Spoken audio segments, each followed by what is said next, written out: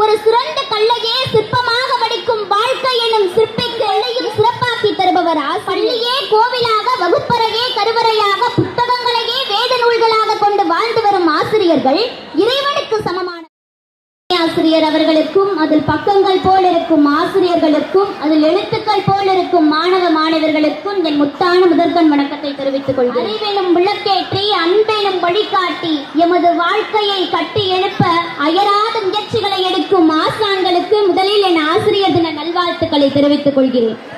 ஒரு நிலத்தை பயிரிடுபவன் விவசாயி, ஒரு சிலையை வடிவமைப்பவன் சிற்பி, ஒரு கவிதையை படைப்பவன் கவிஞர்.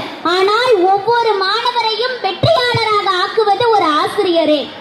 ஒரு வெற்றி தாளாய் பள்ளியில் காலடி எடுத்து வைக்கும் நம்மை ஒரு புத்தகமாய் வெளிக்கொண்டு வருபவர் ஆசிரியர்கள். ஒரு சிறந்த கல்லையே சிற்பமாக வடிக்கும் வாழ்க்கை எனும் சிற்பிக்கு ஒவ்வொரு கல்லையும் சிறப்பாக்கி தருபவர் ஆசிரியர்கள்.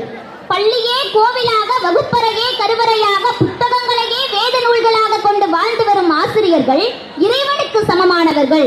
இதனை தான் ஆத்திச்சூடியில் ஔவையார் எழுத்தறிவித்தவன் இறைவனாவான் என்று பாடியிருக்கிறார்.